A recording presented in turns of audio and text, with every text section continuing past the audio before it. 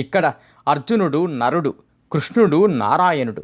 అర్జునుడిలో కూడా పరమాత్మ ఆత్మస్వరూపుడుగా ఉన్నాడు. కానీ ఆ విషయం ఆయనకు తెలియదు. కృష్ణుడికి తాను పరమాత్మ అంశ అని తెలుసు. ఇదే వారి ఇద్దరి మధ్య భేదం. మనం కూడా ఇంతే.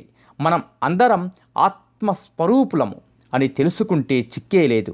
మనలను పుట్టించే వరకే పరమాత్మ బాధ్యత. ఈ భూమి మీద పడ్డ తరువాత మన ఇష్టం. పరమాత్మ ఏమీ జోక్యం కలిగించుకోడు. ఎంతకాలం ఉండాలో అంతకాలం ఉంచుతాడు. తరువాత మృత్యురూపంలో కబలిస్తాడు. అలాగే కృష్ణుడు కూడా అర్జునుడికి స్వేచ్ఛ ఇచ్చాడు. పరమాత్మ మనలో ఆత్మస్వరూపుడిగా ఉండి ఎలా సాక్షీభూతుడుగా చూస్తున్నాడో అలాగే కృష్ణుడు కూడా అర్జునుడికి సారథిగా ఉండి కేవలం ఒక సాక్షిగా చూస్తున్నాడు. యుద్ధం చేయడం వెనక చేయకపోవడం అర్జునుడికి ఇష్టం. అవసరం వచ్చినప్పుడు కర్తవ్యబోధ చేయడం ఆయన కర్తవ్యం. యుద్ధరంగంలో అర్జునుడు తన ఎదురుగా ఉన్న ఇరుపక్షముల సైన్యములను చూచాడు. తమ సైన్యములోనూ కౌరవ సైన్యంలో ఉన్న తన తండ్రుల వంటి వారలను, తాతలను, పెదతండ్రులను, పినతండ్రులను, చదువు చెప్పిన గురువులను, అన్నదమ్ములను, మేనమామలను, కుమారులను, మనుమలను, చిన్ననాటి స్నేహితులను, మామగారులను, ఆత్మీయులను చూచాడు. అంటే అర్జునుడి ఎదురుగా అతని సమీప బంధువర్గమంతా నిలబడి ఉంది. తాను వాళ్లను చంపాలి, లేక వాళ్ళ చేతుల్లో చావాలి. రెండే మార్గాలు. ఒకసారి వీళ్ళ పేర్లు, బంధుత్వాలు తెలుసుకుందాం. తాతగారు భీష్ముడు, ఆయన వయసు వాళ్ళు. బాహ్లికుడు అందరికంటే పెద్దవాడు. గురువు ద్రోణాచార్యుడు, కృపాచార్యుడు. అన్నదమ్ములు సుయోధనుడు, అతని 9 తమ్ములు, తన పక్షాన ధర్మరాజు, భీముడు, నకుల సహదేవులు. కుమారులు సుయోధనుడు, అతని 9 తమ్ముల కుమారులు, భీమార్జునుల కుమారులు. స్నేహితులు అశ్వత్థామ మొదలగువారు, మామలు ద్రుపదుడు మొదలగువారు, తమ హితం కోరేవారు కృతవర్మ మొదలగువారు, మేనమాములు శల్యుడు మొదలైనవారు. అర్జునుడు తన చిన్నప్పుడు తాత భీష్ముడి వడిలో కూర్చొని చిట్టుపొట్టి కబుర్లు చెప్పాడు. విల్లు పట్టుకోవడం నేర్పింది కృపాచార్యుడు. అస్త్రశస్త్ర ప్రయోగం నేర్పింది ద్రోణుడు. కూతురుని ఇచ్చింది ద్రుపదుడు. సాత్యకి తన శిష్యుడు. అశ్వత్థామ చిన్ననాటి స్నేహితుడు. ఎంత వెతికినా వీరిలో తనకు శత్రువు అనేవాడు కనిపించలేదు. తనకు వారితో శత్రుత్వం ఉంటే గదా వారిని చంపడానికి. శత్రుత్వం లేకుండా వారిని ఎలా చంపగలడు? ఎక్కడ చూచినా, ఎటు చూచినా తనకు ఏదో ఒక విధంగా బంధుత్వము ఉన్నవారే కనపడుతున్నారు. కానీ కనీసం ఒక్కరు కూడా పరాయి వారు అన్నవాడు కనిపించడం లేదు. యుద్ధం అంటూ జరిగితే వీళ్ళంతా తన చేతిలో చస్తారు, ఒక్కరూ మిగలరు.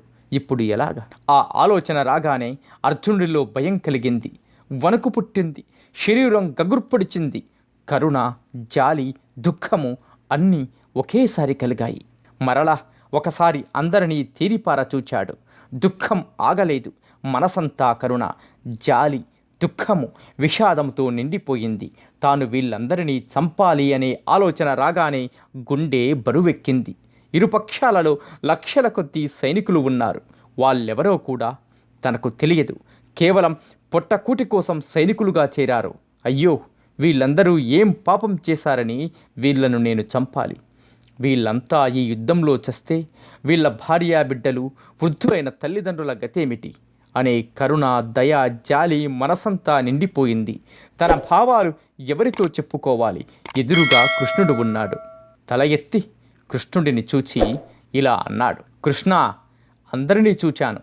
నా సైన్యాన్ని చూచాను, కౌరవ సైన్యాన్ని చూచాను, నా వాళ్ళను చూచాను, ఎదుటి పక్షంలోని వాళ్లను చూచాను. ఇంకాసేపటిలో యుద్ధం మొదలవుతుంది. వీళ్ళంతా ఒకరితో ఒకరు కొట్టుకొని చస్తారు, లేకపోతే నా చేతిలో చస్తారు. ఇదంతా అవసరమంటావా? నా తాతలు, గురువులు, స్నేహితులు, తండ్రులు, కుమారులు నా చేతిలో చస్తారు అనే మాట తలుచుకుంటేనే వల్లంతా చెమటలు పడుతున్నాయి. భయంతో వణికిపోతున్నాను. నోరు ఎండిపోతూ ఉంది. నిలబడలేకపోతున్నాను. కళ్ళు తిరుగుతున్నాయి. కృష్ణ, ఇదేంటయ్యా? నా గాంధీవం కూడా చేతిలో నిలవడం లేదు, జారిపోతూ ఉంది. అస్త్రములు గుర్తుకు రావడం లేదు. నాకు ఏమైంది? ఏదో భ్రమ కలుగుతూ ఉంది. చర్మం అంతా వణకుతూ ఉంది. మనస్సు నిలకడగా ఉండడం లేదు. పిచ్చి పిచ్చి ఆలోచనలతో మనసంతా వికలమైపోతూ ఉంది. ఇంకా నా వల్ల కాదు. నా కాళ్ళు వణుకుతున్నాయి. నిలబడలేకపోతున్నాను. అన్ని దుశ్శకునాలు కనపడుతున్నాయి. ఈ యుద్ధంలో మనకు విజయం కలిగే సూచనలు కనపడటం లేదు. విజయం కలగనప్పుడు ఇంతటి మారణహోమం అవసరమా అనిపిస్తూ ఉంది. నా వాళ్ళు అందరూ చావడం తప్పనిసరి అనిపిస్తూ ఉంది. ఇది అంతా నేను భరించలేను. ఈ యుద్ధం మనకు ఏ విధంగా కూడా శ్రేయస్సును కలిగిస్తుంది అన్న నమ్మకం నాకు కలగడం లేదు. శ్రేయస్సు కలగని పని చేయడం వృథా కదా. ఈ శ్లోకాలు అర్జునుని మానసిక స్థితిని, శారీరక స్థితిని తెలుపుతున్నాయి. దీనికంతా కారణం స్వజనం దృష్ట్యా తన వాళ్లను చూచి వాళ్ళంతా తన చేతిలో చస్తారేమో అనే మోహం, భ్రమ. మనలో కూడా సాధారణంగా పక్కింటి వారికి కానీ, పక్క వీధిలో వారికి కానీ ఏదన్నా జరిగితే అయ్యో పాపం అని ఊరుకుంటాము. అదే మనకు, మన కుటుంబీకులకు కానీ ఇసుమంత జరిగితే 3 లోకాలు ఒకటి చేస్తాము. నానా హడావిడి చేస్తాము. మానసికంగా ఆందోళన చెందుతాము. పరుగులు పెడతాము. నానా యాగి చేస్తాము. ఇదంతా దేని వలన జరిగింది అంటే ఒకటే సమాధానం, నా వాళ్ళు, స్వజనం. ఇదే మనలను అందరినీ మోహంలో పడవేస్తుంది.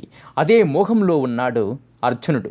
తన వాళ్లకు ఏమో జరిగిపోతుంది అని విషాదంలో మునిగిపోయాడు. ప్రాణం ఉన్న ప్రతివాడికి భావోద్రేకాలు, కోరికలు, ఆశాపాశాలు, అనుబంధాలు ఉంటాయి, తప్పవు. కానీ అవి మితిమీరితేనే ప్రమాదం. బుద్ధి, విచక్షణా జ్ఞానం ఉపయోగించి వాటిని అదుపులో ఉంచుకోవాలి. అవి అదుపులో ఉంటే మానసిక సంఘర్షణ, మానసిక క్షోభ కలుగదు. అదుపులో ఉంచుకోవడం మానవునికి సాధ్యం కాదు. సాధ్యం కాకపోగా ఆ మానసిక క్షోభ శరీరం అంతా పాకుతుంది. దీని పర్యవసానమే ఒళ్ళంతా చెమటలు, వణుకు, దడ, కళ్ళు బైర్లు కమ్మడం, నిలబడలేకపోవడం.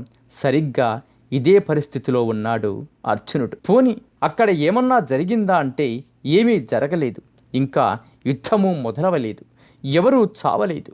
అంతా క్షేమంగా ఉన్నారు. యుద్ధం జరిగితే, నేను భయంకరంగా యుద్ధం చేస్తే నా వాళ్ళు, నా బంధువులు, మిత్రులు అందరూ చస్తే అమ్మో ఇంకేమన్నా ఉందా? ఇది అర్జునుడి భయానికి, విషాదానికి కారణం. దీనికి మన వాళ్ళు ఒక అందమైన సామెత చెబుతారు, కీడించి మేలించు. ఇది ఒక వ్యర్థమైన సామెత. ఏదైనా ప్రయాణ వాహనం ఎక్కే ముందు ఆ వాహనానికి ప్రమాదం జరిగితే అనే శంక కలిగితే ఎవరూ ప్రయాణాలు చేయరు. అలాగే అర్జునుడు కూడా ఇక్కడ జరగబోయే కీడును గురించి దుఃఖపడుతున్నాడు. పోని అర్జునుడు ఏమన్నా పిరికివాడా, దుర్బలుడా అంటే అదీ కాదు. మహావీరుడు, అత్యుత్తమ ధనుర్ధారి, మహారథుడు. ఒకే సమయంలో 10,000 మందిని నిలువరించగల మహావీరుడు. కాబట్టి శారీరక బలం ఎంత ఉన్నా మానసికంగా దుర్బలుడైతే, ఒక విధమైన భ్రమ అతనిని ఆవహిస్తే శారీరక బలం ఎందుకు పనికిరాదు. అదే అర్జునుడి విషయంలో జరిగింది. తన వాళ్ళంతా తన చేతిలో చస్తారేమో అనే భ్రమలో ఉన్నాడు అర్జునుడు. మనసు ఆందోళనలతో నిండి ఉన్నప్పుడు అన్నీ విపరీతంగానే కనిపిస్తాయి. తాడే పాముగా భయపడుతుంది. ఇంకా శకునాల సంగతి సరే సరి. మనోదౌర్బల్యానికి గుర్తు అపశకునాలు. గాలి గట్టిగా వీచి దీపం కానీ, హారతి కానీ ఆరిపోతే అదో పెద్ద అపశకునం. ఒకప్పుడు ముత్తైదువుగా తిరిగిన ఒక ఇల్లాలు కాలవశాత్తు భర్తను పోగొట్టుకుంటే ఆమె ఎదురు వస్తే అది అపశకునం. కుక్క, పిల్లి నీళ్లకుండా ఎదురు రావడం, కాకులు అటూ ఇటూ తిరగడం, ఇవన్నీ శకునాలను సూచిస్తాయి. ధైర్యంగా ముందుకు దూకే వాడికి ఇవి పట్టవు. సందేహజీవులు, ప్రతిదీ అనుమానించేవారికి ఇవన్నీ పట్టింపులు. వీరుడైన అర్జునుడు యుద్ధానికి ముందు శకునం చూచుకొని బయలుదేరాడో లేదో తెలియదు, కానీ ప్రస్తుతం మనోదౌర్బల్యానికి లోనయ్యాడు.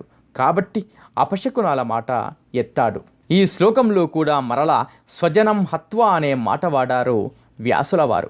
నా వాళ్ళందరినీ చంపి, దుర్మార్గులను చంపి ధర్మం నిలబెట్టడం అనే పవిత్రమైన ఆశయంతో అర్జునుడు యుద్ధానికి వచ్చాడు. కానీ ఎదురుగా స్వజనం అనగా తన వాళ్ళు కనపడేటప్పటికీ జావగారిపోయాడు. నా వాళ్ళందరినీ చంపితే నాకే లాభం అనే స్థితికి దిగజారాడు. నీలో నీకు నమ్మకము కలిగినప్పుడే నీవు దేవుడిని నమ్మగలవు. శతం జీవ శరదో వర్తమాన, శతం హేమంతాన్, శతం వసంతాన్. 100 శరత్తులు, 100 హేమంతాలు, 100 వసంతాలు వర్ధిల్లుతూ జీవించండి. ఇట్లు డివిఎస్.